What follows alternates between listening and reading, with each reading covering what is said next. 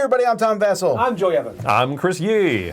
All right, so here I have a conundrum in my hands, Empire's End, because it's my favorite designer, John D. Clair. And it's one of my least favorite things, which is you're going to get your butt kicked the whole game, have fun. Burn it all. That's what it is. You are controlling an empire that is flailing. It's flailing, and it's getting worse, and your goal is to just keep it together as best as you can. Real life the game. Yep. It's not a Civ builder, it's a Civ destroyer. Okay, well, let me show you how it plays, and we'll be right back. In this game, players are trying to get the most points. You're going to each start with a display here of 11 different areas. Farms, armies, towns, etc. Each of these is going to be worth points at the end of the game if they're still around. If they're destroyed, nope, there's a red X to show you. You're not getting those points. Also, it's on fire to add insult to injury. One person's going to put these out randomly, and then everyone else will put them out in the same order. The game is going to take the length of this marker moving down this track. I'm showing you the 3 to 4 player side of the board. Whenever this lands on something, everyone is going to do that same thing. We'll talk about the green one first. When that happens, all your economy things are going to go off. They're going to give you resources. This one gives an axe. This one gives a hammer. This one gives a grain. This lets me turn a grain into an axe or hammer 2 times. And these are the resources of the game. There are 3 different resources that, so you can see the axe, the hammer, and the grain. There's even 5 counts of them, which I don't understand why they even exist. There's also coins. Coins are really valuable because they're wild. When you land on an axe here, or a hammer, I'm sorry, when you land on a hammer, you're going to be able to use hammers to repair properties that have been destroyed. So if this one's been destroyed, it takes 5 hammers to repair it. You're also going to be able to put out cards. There's a big disaster deck in this game. Each disaster has bad things on it, but on the bottom are good things. This adds another military strength. And so I can attach this to a building, and the cost of that would be 1 hammer. I even have a discount of 1 hammer with this building here, unless, of course, this building gets destroyed. Some of the cards are better than others, and they'll cost 2 hammers to build. Now, the main thing that players are going to be landing on here are disasters. Whenever you land on a disaster, what's going to happen is you're going to turn the top card from the disaster deck face up in front of everyone. So this here is a revolt, and it's number 1. So everyone's number 1 building is in danger. Everyone will put a fire on this one. Now, this shows 2 resources, food and axes, which means on my turn, we're going to go from the starting player and going around the table. I need to put a food or an axe on it, and if I can't do that or don't wish to, I will be the one whose number 1 is destroyed. So this is going to go around. People are just going to keep throwing resources on it. This is why I don't understand why the 5s exist. And eventually someone's going to go, I'll take it. Now taking it is bad and good. First of all, it's good because all the resources on it are now mine. And bad because now number 1 for me is destroyed. But good because the bottom part of the card I get for free now. So maybe I'll stick it here. Now I got 3 militaries.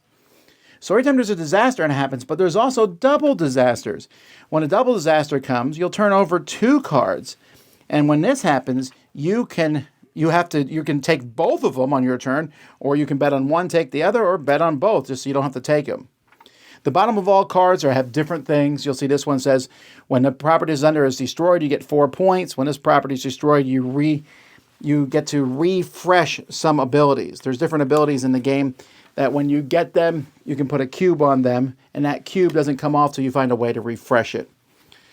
So that's how disasters work. The last thing is military. When military happens, you will turn over the top military card, and everyone's going to count up all the swords on their buildings that haven't been destroyed, and then you will bid axes and or coins secretly, and whoever has the highest is going to get points and maybe resources. Anyone who has over these numbers, so anyone in this case with 7 plus will get 7 points and 2 grain, 5 to 6, 5 points and 1 coin. And if you have 2 or less, you actually lose 3 points. And then this says you'll swap your highest value healthy location goes to the 11th spot. So for me, that would be my city, would then switch over here. And that happens to everybody except for the winner. That's it. You're just going to be going through all these. At the end, you'll have a double phase here, and then a military phase, and we get to the end. You'll have gotten points throughout the course of the game, You'll add those points to all the places that you have that aren't destroyed at the end of the game, and whoever has the most is the winner.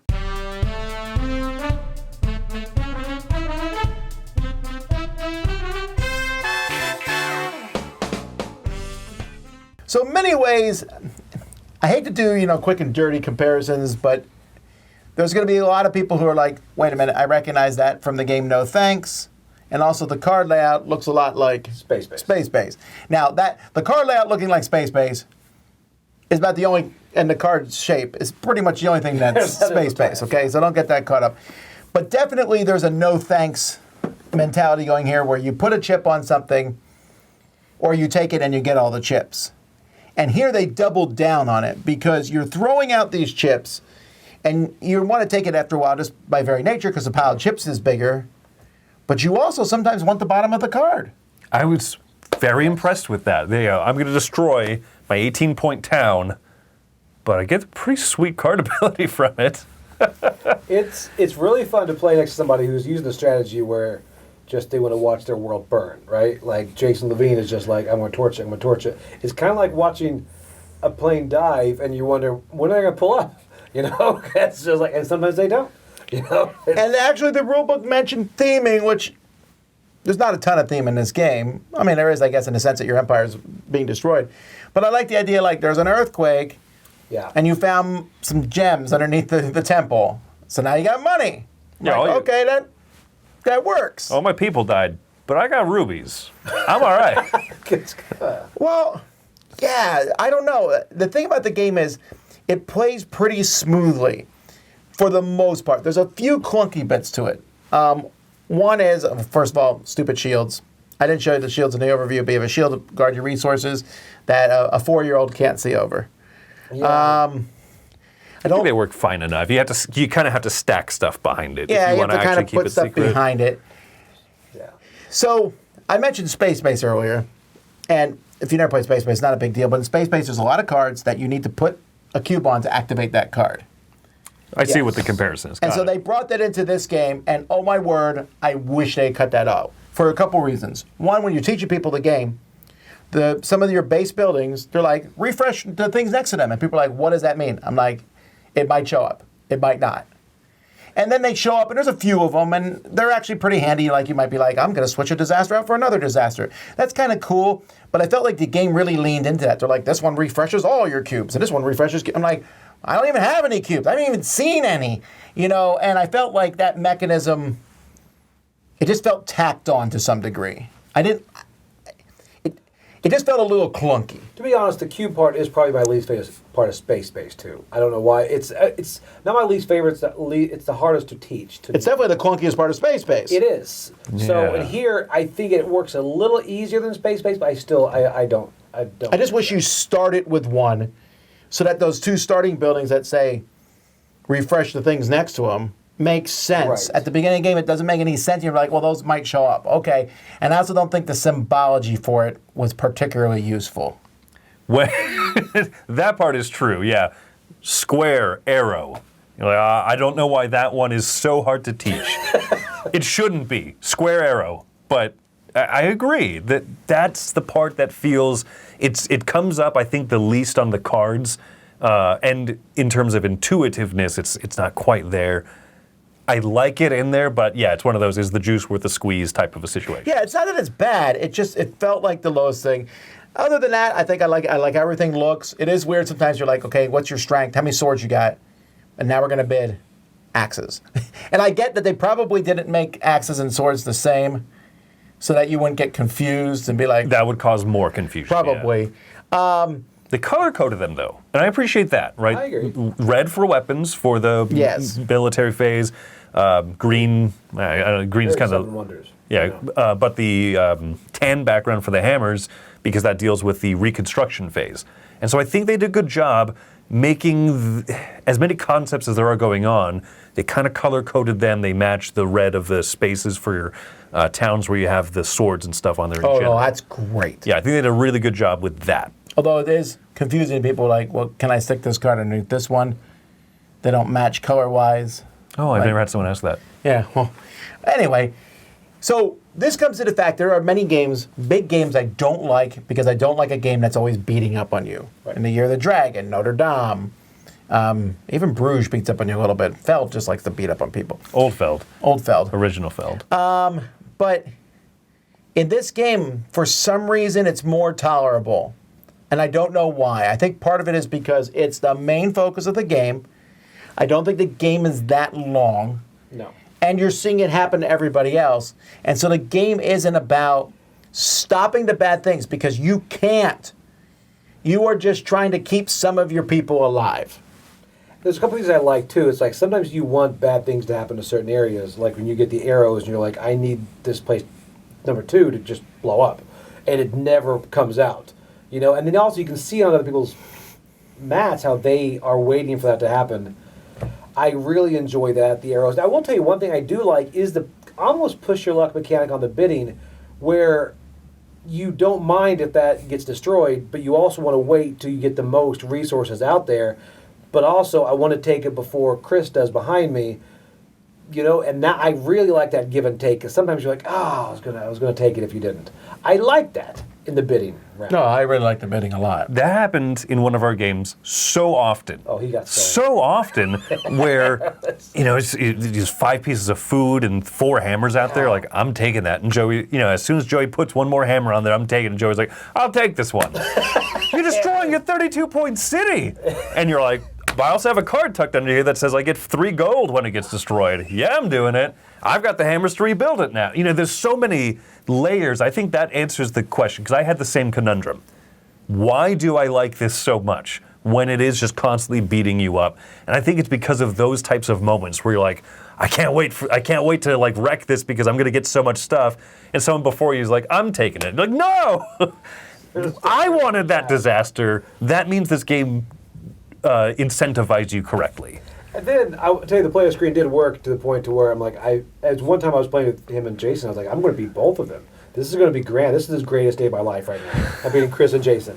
And it's like, and then the in-game score, he had one for, I think, was it the axes or the war tokens? He's like, gets 2 points, and he just like, he has a stack like that back there. And I'm like, I love that in-game kind of twist you have, because I really felt like I've got this one. My strategy has just worked to a T. And he's just been slowly, because he was spinning wilds. I'm like, he's spinning wilds. He's out of everything else. He wasn't. He's just hoarding them. Yeah, you mentioned the end game scoring and all that stuff going on and wanting to win, and I like those concepts coming together. And for me, just having stuff blow up doesn't bother me. But I will say, when I'm done with Empire's End, I'm good.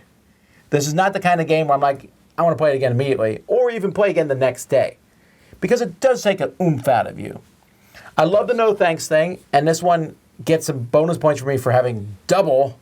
The double catastrophes are so interesting, because you're sitting there going, do I bet on one? I'll take the other. Oh, yeah. I'll take both. That's kind of crazy, but maybe it works, And I like that concept. But then I mentioned that card earlier, that one where someone goes, we're no longer fighting over 4, we're fighting over 7. I'm like, wait, that changed the whole game. I was not prepared for that. So, putting all that together, there's some weird things about the game. It's a little weird to teach, especially with the disaster cards also being upgrade cards. It's a kind of a weird concept for people to get their minds around. You have a card in your hand, and no longer is a disaster card. Forget about that. You're just going to use it to build things up, and the way buildings work and everything. There's some minor things, but I give it a 7.5. I enjoy it. I have fun. I'll play it right now. But when I'm done, then I feel like, whew, because I can only take so much negativity, and this game is about the level I can take. Mm-hmm. And that's fine. It's a unique, interesting game, and I find it to be enjoyable. I like it a bit more than you do. I think I'm giving it an 8, just because I think it's just, I love how at the beginning you are all starting with your locations in the exact same spot. And then that variety is created later as things starts moving around, and you're like, you're blowing up 3? You've only got that city there. I've got this. And it's just, there's so many decisions to go in. And then when you see somebody they've got like 2 places left. Everything else is destroyed, and yet they have a strategy to get them to win. I like it a lot. Again, I'm not much on destroying, but this game really works, and I like the different space-based things that they put into it. So I'm at an 8. I'm giving this one 8.5. Really? I really like it. I think this game is excellent, right? Because halfway through the first game, I was sitting there thinking like, oof, okay, a lot's happening, a lot of disasters going on. I destroyed most of my territories the first time, and I was in striking distance of the win. I think all of us ended a max spread of 11 points apart. It was like 150 was the winning points or something. So that impressed me, and I had fun. And I kind of had that same thought of like, I think this is a game I'm not going to come back to frequently because it takes it out of you. And then I think a few days later, someone said, I want to play this one. I think it might have been you, Joey.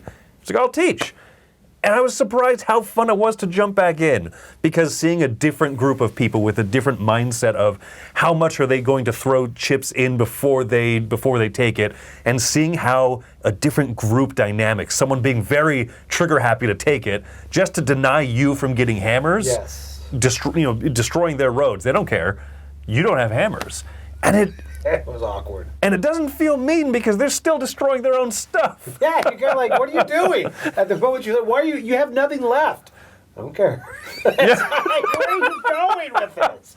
Yeah, I do love those moments. I laugh a lot when people get upset. I can't believe you took that. I was going to take it. Like those types of moments. This is one of those interactive games that should feel punishing and it should feel mean, but for me it never has. It's been fun. It does take it out of you because it is just constant disaster mitigation and prevention, but there's a lot of good going on. I think my biggest complaint is that it feels luckier when you draw into more of those endgame scoring cards. Right. I think that's my biggest complaint about it, really. And it might not even be lucky. Like I said, every game's come in close striking distance and points, but it just feels a little like, you got those 2 points per axe thing near the end of the game. Good, good on you. Otherwise, I love it. Really recommend it. Well, there you go, folks. That's Empire's End. I'm Tom Vassell. I'm Joey Evans. And I'm Chris Yee. And we're still alive. We're going to go burn Rome. Wait, what?